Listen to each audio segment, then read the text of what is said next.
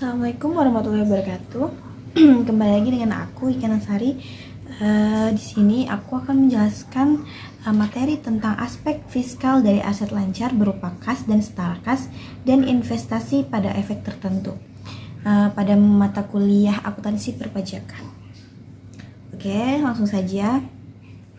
Nah, pengertian aset lancar, kas, setara kas, dan investasi jangka pendek.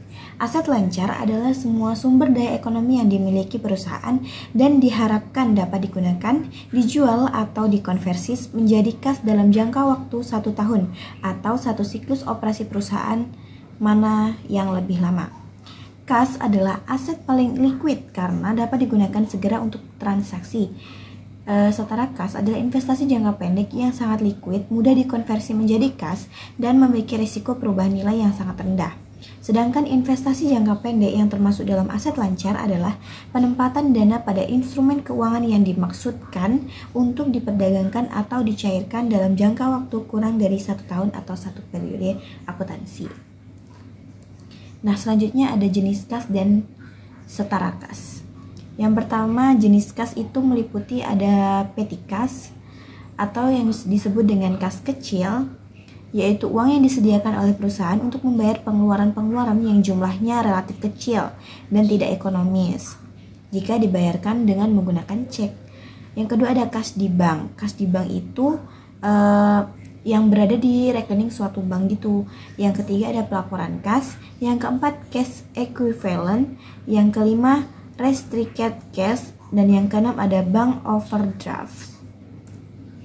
Selanjutnya ada jenis-jenis setara kas, yaitu meliputi yang pertama reksadana pasar uang, yaitu dana investasi yang berinvestasi pada instrumen pasar uang jangka pendek.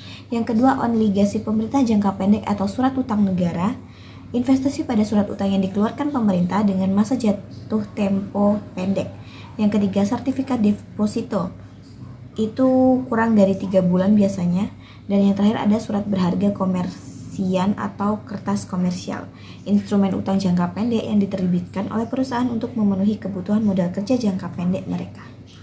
Selanjutnya ada konsep pembukuan tabungan. Nah, fungsi dan tujuan pembukuan tabungan bukti kepemilikan atau transaksi, yaitu sebagai bukti sah bahwa kita memiliki simpanan di bank dan untuk mencatat setiap transaksi yang terjadi. Nah, cara melakukan pembukuan tabungannya itu yaitu yang pertama tentukan dulu tujuan finansialnya. Nah, yang kedua itu kita harus menyiapkan alat-alatnya yang gunakan kayak buku catatan, buku tulis, atau spreadsheet atau Excel. Nah, itu sebagai wadah pencatatan. Yang ketiga, buat struktur tabel, buat kolom untuk nomor, tanggal, uraian pemasukan pengeluaran, debit pengeluaran, kredit pemasukan, dan saldo. Yang keempat, catat transaksi secara rinci seperti pemasukan, pengeluaran, saldonya. Nah, yang kelima ada lakukan secara konsisten. Nah, kita itu harus melakukannya dengan secara konsisten, kayak selalu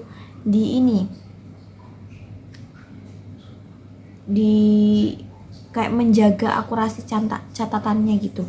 Yang keenam, buat rekapitulasi, yaitu seperti melakukan rekapitulasi mingguan dan bulanan untuk melihat perkembangan dana secara menyeluruh. Dan yang terakhir ada analisis laporan, evaluasi cash flow bulanan untuk melihat sisa dana dan memastikan tujuan keuangan tercapai. Selanjutnya ada klasifikasi investasi pada efek tertentu. Yang pertama, efek yang dimiliki hingga jatuh tempo atau yang disebut dengan held to maturity securities. Yang kedua ada efek yang diperdagangkan atau trading securities. Yang ketiga ada efek yang tersedia untuk dijual atau available for sale securities. Nah, klasifikasi berdasarkan jenis efek itu ada 3. Yang pertama, efek ekuitas atau equity securities.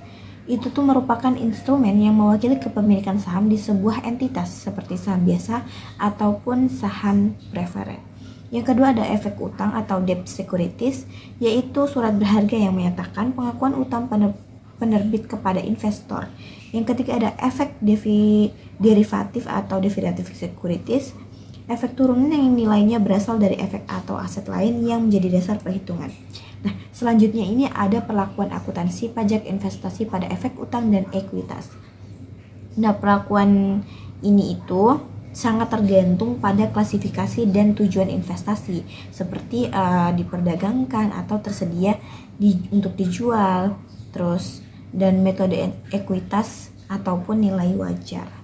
Nah, menurut IAI dalam SAK etap itu entitas menyajikannya dengan neraca yang asetnya dikelompokkan menjadi aset lancar dan aset tidak lancar. Kewajibannya dikelompokkan menjadi jangka pendek dan jangka panjang. Semua efek dalam kelompok trading harus dilaporkan sebagai aset lancar. Nah, perlakuan akuntansi pajak investasi pada efek utang dan ekuitas. Ini yang pertama ada investasi pada efek utang atau yang disebut dengan obligasi. Efek utang dapat diklasifikasikan sebagai diperdagangkan atau tersedia untuk dijual. Yang kedua, investasi pada efek ekuitas atau saham.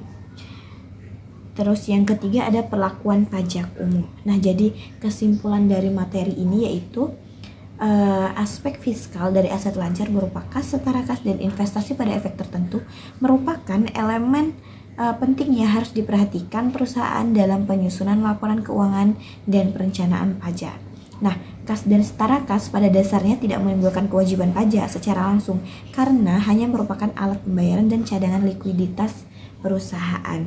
Namun, setiap penerimaan atau pengeluaran kas memiliki implikasi fiskal, misalnya terkait pemotongan pajak, pembayaran PPh pasal tertentu, maupun pengakuan pendapatan yang menjadi objek pajak.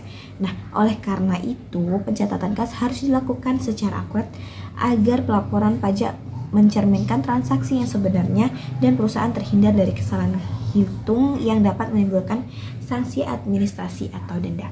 Nah, itu saja yang dapat saya sampaikan. Kurang dan lebihnya saya mohon maaf. Saya Eri, wassalamualaikum warahmatullahi wabarakatuh. See you, bye-bye.